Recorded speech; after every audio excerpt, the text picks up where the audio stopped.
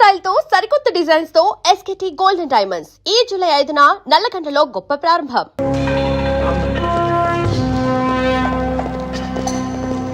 రాజు దాదా దాదా పాపా రాజ్యం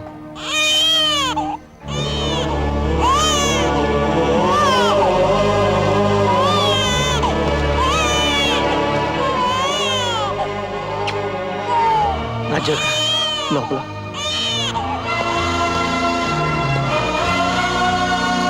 రాజ్యం నన్ను ముట్టుకోవద్దు. రాజ్యం నా తల్లి జీవితం నన్ను వెంటాడింది. ఆవిడ అడుగు జాడల్లో నడవమని శాపం పెట్టింది. ఆ ఇన్స్పెక్టర్ కన్నయ్య గారు పోలీసులు కూడా రాజ్యాన్ని దారుణంగా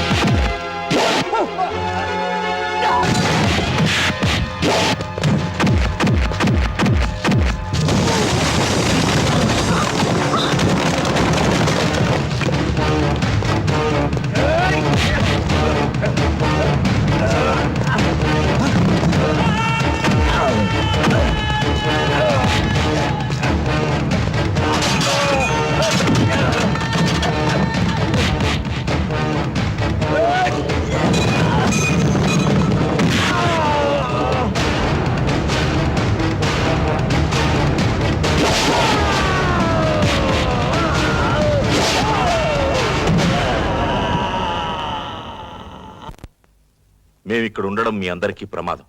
మళ్ళీ వస్తాం.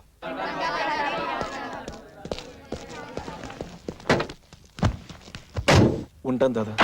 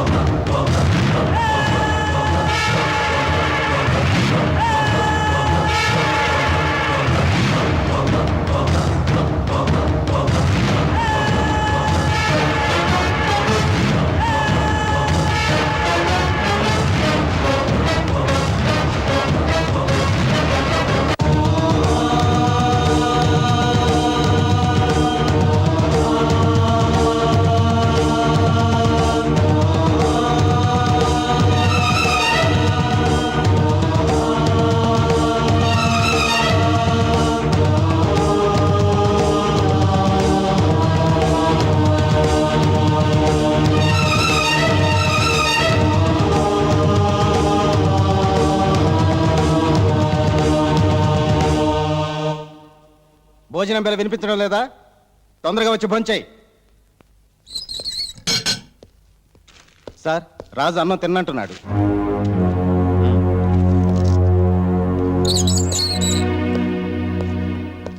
రాజు, ఎన్నాళ్ళు ఇలా అన్నం తినకుండా ఉంటావు? అయినా ఎందుకు ఈ నిరాహార దీక్ష? ఈ రోజు నా పెళ్లి రోజు. నా అన్న వాళ్ళు నాకు దూరమైన రోజు. బాధలందరికీ ఉంటాయి. అన్నం తిను.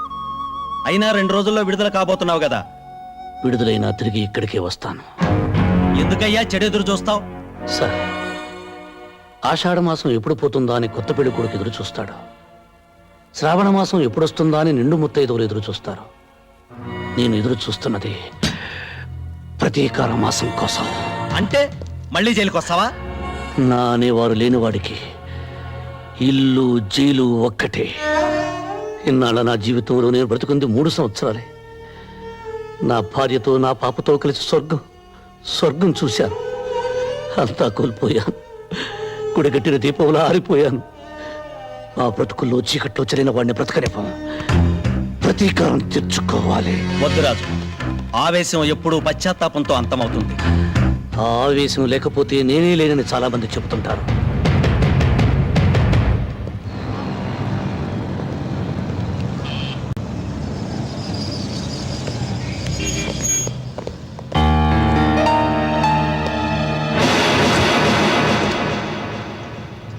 కృష్ణ ప్రసాద్,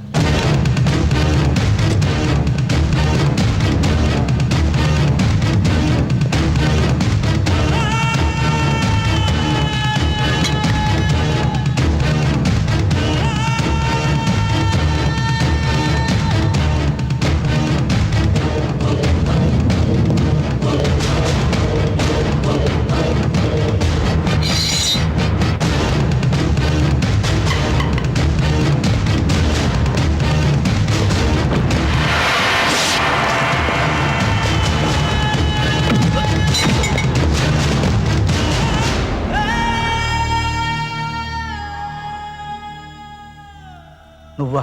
చచ్చాననుకున్నావా? నిన్ను నీ కుటుంబాన్ని నాశనం చేయింది నేను చావనరా.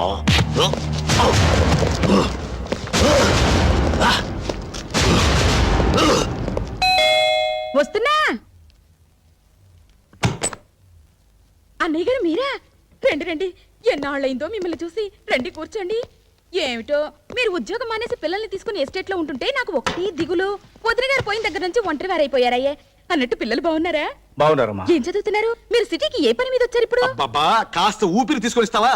ఏదో బ్యాంక్ పని మీద వచ్చాడు. అక్కడేమో పాత నేరస్తుడు కత్తితో పడబోయాడు. అబ్బా, ఏమిటలా పడిపోయింది? ఫిట్సా? నువ్వేం కంగారు పడకు. ఎవరన్నా హత్య చేశారు అని చెప్తే చాలు ఇలా పడిపోదు. బుద్ధి ఉండాలి. తెలిసిండి ఇలా మాట్లాడేందుకు. ఇప్పుడు ఎలా? హాస్పిటల్ తీసుకెళ్దామా? ఏం అక్కర్లేదురా. భగవంతుడు ఈ విషయంలో నాకు చిన్న ఫేవర్ చేశాడు. మందులతో పని లేకుండా ఒక గ్లాసు నీళ్లు కొడితే చాలు తక్కువ లేచి కూర్చుంటుంది. వస్తానండు.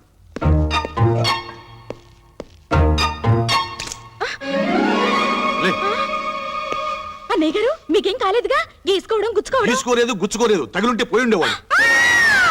దీని బంగాళాఖాతంలో ముంచా. దీని మూలంగా వాటర్ బిల్ పెరిగిపోతుంది. లే లే, ప్రాణాలు తీస్తున్నాం. ఏమైంది? ఏమీ కాలేదు. నువ్వు మళ్ళీ పడవు. వెళ్ళి కాఫీ పట్టరా. ఓ ఓ. అలాగే.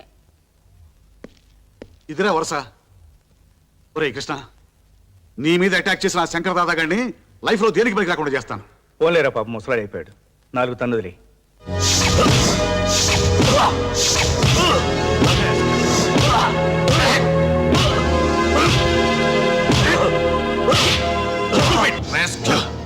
ఒకటిన్నర కాలుతో ఉన్నావు. ఆ కాలు కూడా వెనక్కి కొట్టిస్తాను. నేల మీద తెగిస్తాను. అర్థమైందా?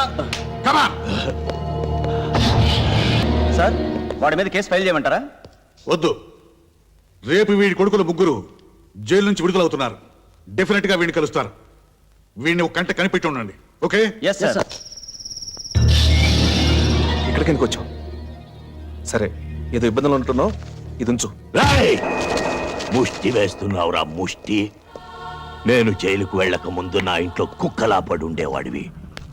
ఎంగిలి మెతుకులు మిగిలితే చాలని ప్రాధేయపడేవాడివి. నా మంచితనాన్ని క్యాష్ చేసుకొని లీడర్ అయ్యి ఎమ్మెల్యే అయ్యావు. నేను జైల్లో ఉన్నప్పుడు కనీసం ఒక్కసారి నన్ను పలకరించడానికి వచ్చావట్రా. దాదా, నేను రాజకీయాల్లో ఉన్నాను, పైగా నాకు క్లీన్ ఇమేజ్ ఉంది. Clean image. నీలాంటి రాజకీయ నాయకుడికి మురికాలవుకి తేడా లేదురా. అన్నం తినే కుడి చేత్తో అశుద్ధం కడిగి ఎడం చేత్తో కూడా అవినీతిని తినడం అలవాటైపోయిందిరా. కోపం తెచ్చుకోకు. ఇప్పుడు ఇప్పుడు నన్నేం చేయమంటావు? రేపు నా పిల్లలు విడుదలవుతున్నారు. ఆయుధాలు, వ్యాను కావాలి.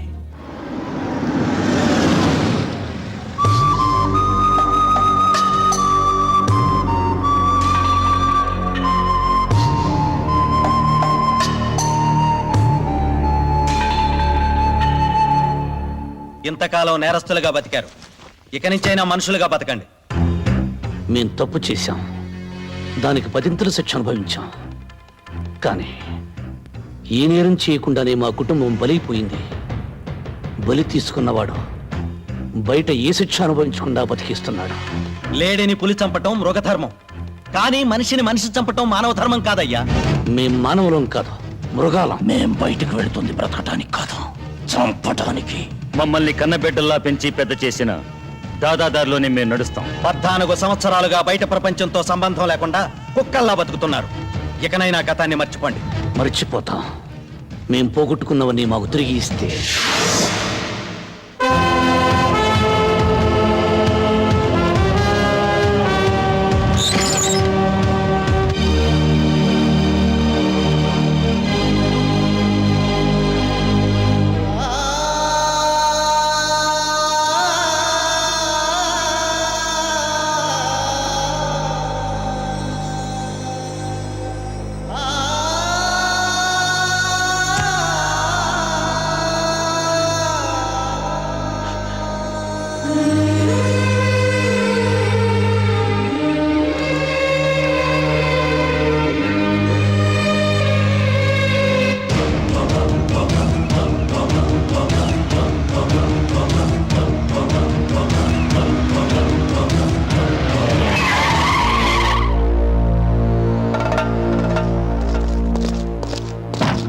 వ్యాన్ దిగి జీపెక్కండి. ఎందుకు? అంతా స్టేషన్లో చెప్తాం, ముందు పదండి.